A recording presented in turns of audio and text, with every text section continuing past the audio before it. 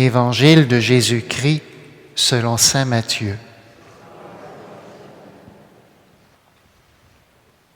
En ce temps-là, Pierre s'approcha de Jésus pour lui demander : « Seigneur, lorsque mon frère commettra des fautes contre moi, combien de fois dois-je lui pardonner ? Jusqu'à 7 fois ? » Jésus lui répondit : « Je ne te dis pas jusqu'à 7 fois, mais jusqu'à 70 fois 7 fois. » Ainsi, le royaume des cieux est comparable à un roi qui voulut régler ses comptes avec ses serviteurs. Il commençait quand on lui amena quelqu'un qui lui devait 10 000 talents, 60 millions de pièces d'argent.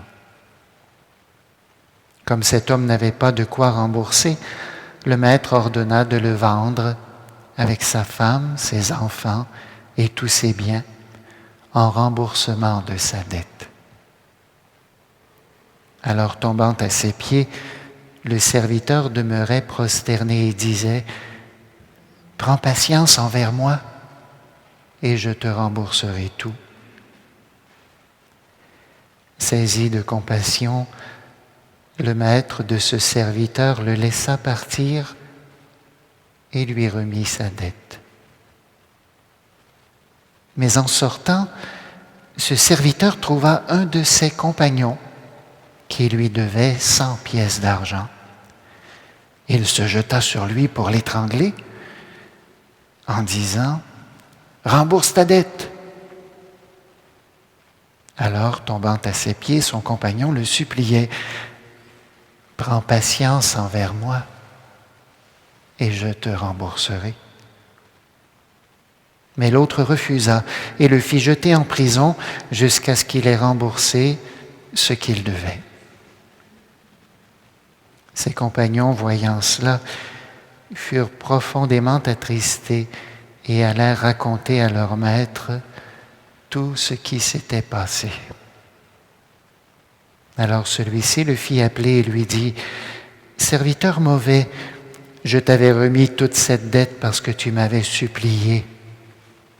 Ne devais-tu pas à ton tour avoir pitié de ton compagnon, comme moi-même j'avais eu pitié de toi ? » Dans sa colère, son maître le livra au bourreau jusqu'à ce qu'il eût remboursé tout ce qu'il devait. C'est ainsi que mon Père du ciel vous traitera si chacun de vous ne pardonne pas à son frère du fond de son cœur. Acclamons la parole de Dieu.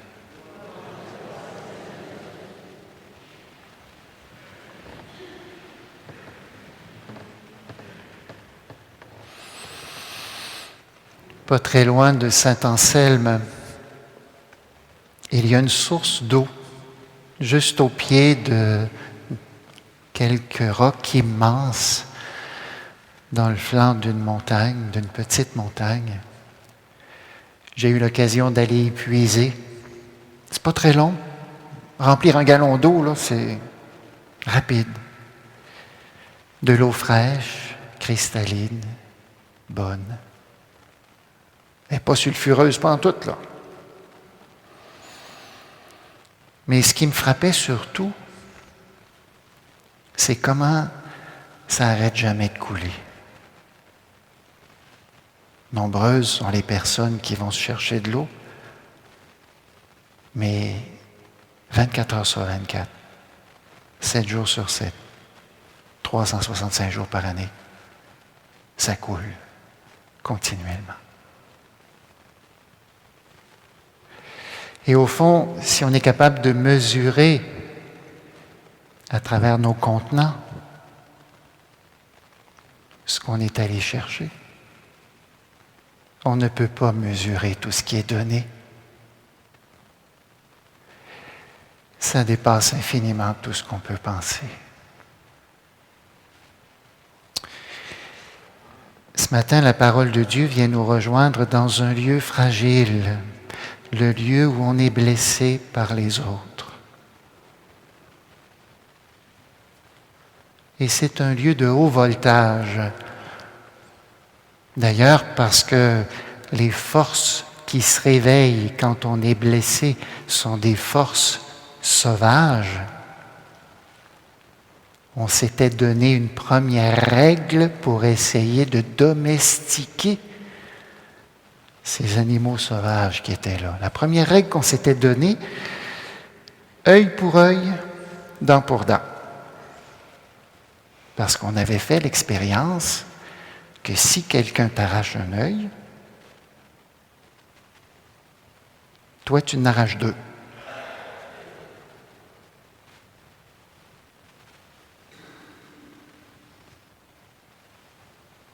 Il y a une spirale de la violence.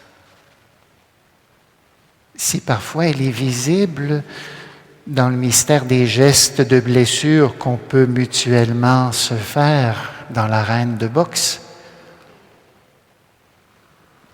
même quand les gestes ne sont pas là, en dedans de nous, il y a une animosité qui est là.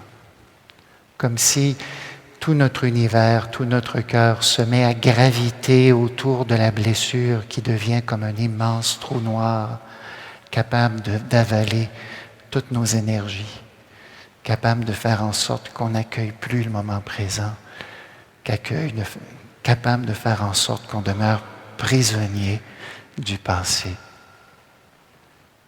capable de faire en sorte aussi qu'on se vive comme une éternelle victime qui est toujours en train de gratter le bobo. On ne se fait pas de reproches là-dessus. C'est comme ça qu'on constate que ça se vit en nous. Et là, quand, comme Pierre, vous savez que dans le temps de Pierre, lorsqu'on disait « Écoute, tu peux pardonner 4 fois », alors Pierre, quand il dit à Jésus, « Est-ce que je dois pardonner jusqu'à 7 fois ?» il est très généreux. Et Jésus va lui dire, « Non, non, non, pas jusqu'à 7 fois, mais 70 fois 7 fois. » Puis le chiffre 7, c'est le chiffre de la perfection parce qu'on ne peut pas le diviser. Vous savez que le chiffre de la bête, c'est 666 parce que 6, c'est le chiffre qui a le plus grand nombre de diviseurs. 1, 2, 3, 6. Le mal, c'est ce qui divise. Mais 7, tu ne peux pas le diviser. C'est parfait. C'est pour ça qu'on parle des 7 sacrements. C'est pour ça qu'on parle de la création en 7 jours. Il y a quelque chose de cette perfection de Dieu qui est comme la source à Saint-Anselme. Ça n'arrête jamais. C'est toujours disponible. Mais si vous êtes comme moi, ça arrive qu'on soit en train de contempler la blessure qui nous a été faite. Et là, on ne s'en sort pas. On fait juste sortir notre calculatrice, puis on veut faire des règlements de compte. Mais là, c'est intéressant. Pierre arrive avec son chiffre 7. Jésus va arriver avec une parabole. Bon. La parabole met en scène le maître et un serviteur. Ensuite, le serviteur va être avec son compagnon. Si je veux garder les proportions, voici ce que ça dit. Le maître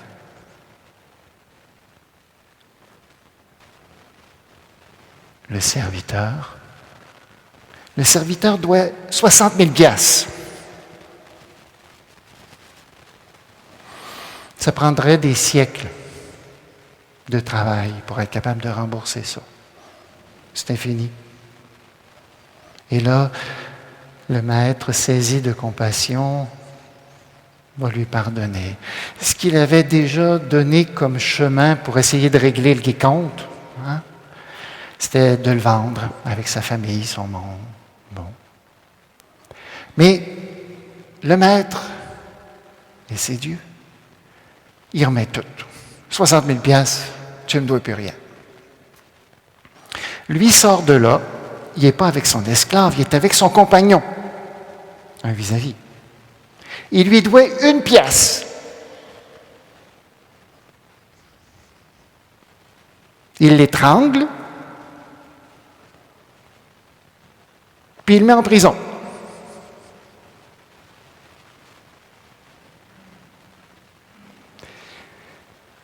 Le maître apprend ça, et c'est là qu'on voit la torture, là. Le bourreau qui va arriver, là, c'est pas le Père. C'est pas Dieu. C'est quand la personne réalise.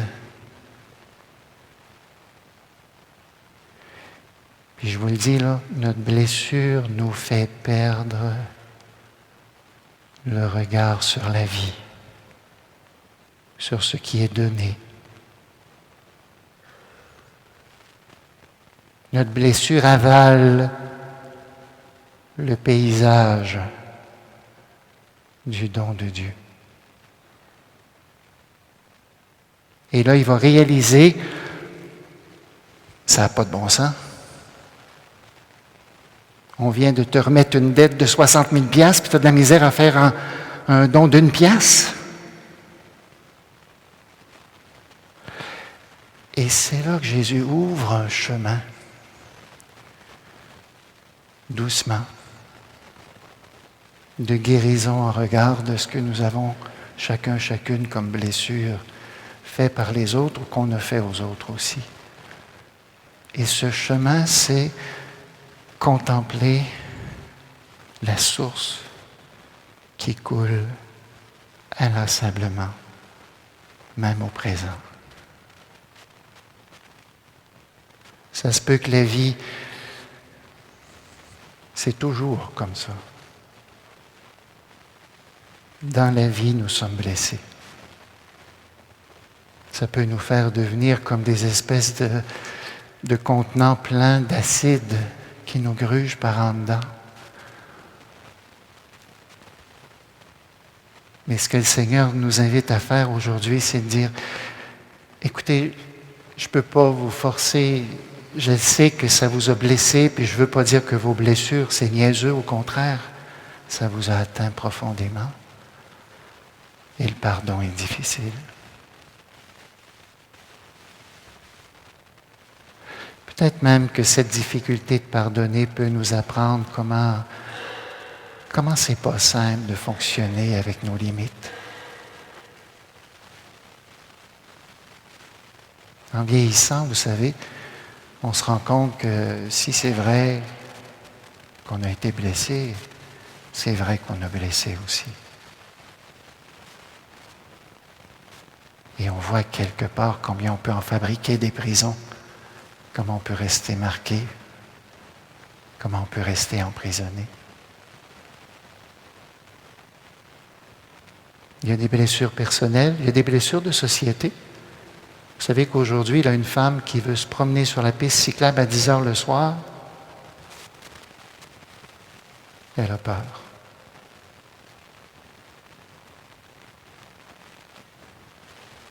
Ça a-tu de l'allure?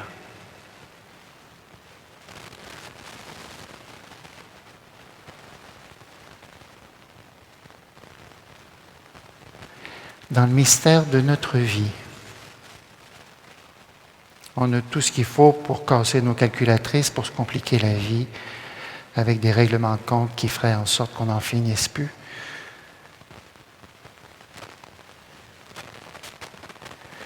Mais il y a une source, celle du Père qui inlassablement continue de venir jusqu'à nous. Une source pour nous donner, d'accueillir ce pardon qui vient de lui. Et c'est en laissant notre vie s'imbiber dans ce pardon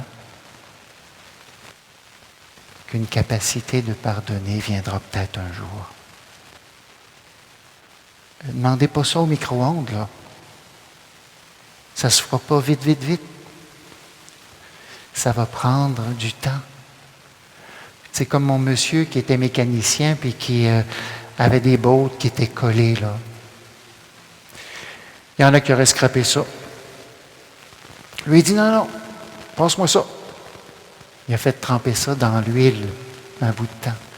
Puis il a tout sauvé. Grâce à la patience, puis au fait que c'était imbibé dans cette miséricorde qui vient de lui, dans cette huile pour les bottes, mais pour nous, là, c'est le mystère de l'amour de Dieu et de son pardon sans mesure. Peut-être que la grâce qu'on pourrait demander ensemble au Seigneur ce matin, c'est simplement celle de pouvoir être conscient de la source qui continue de couler dans notre vie. Je pense que ça arrive souvent qu'on oublie de nous remplir le cœur avec. Ça n'empêche pas Dieu de continuer.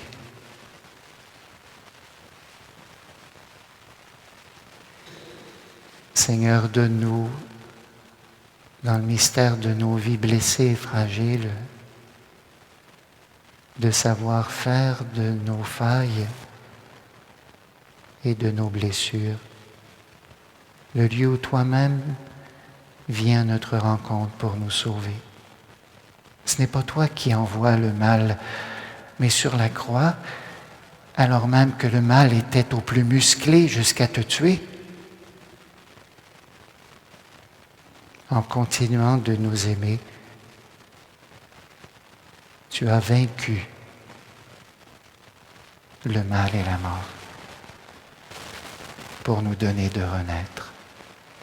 Et cette renaissance n'est pas simplement pour notre éternité après la mort, mais elle est dès maintenant, aujourd'hui, pour que dans le mystère de ce qui nous emprisonne et de ce qui nous blesse, nous puissions accueillir ta présence qui nous pardonne et qui nous accueille. Que tout se fasse pour nous selon ta parole.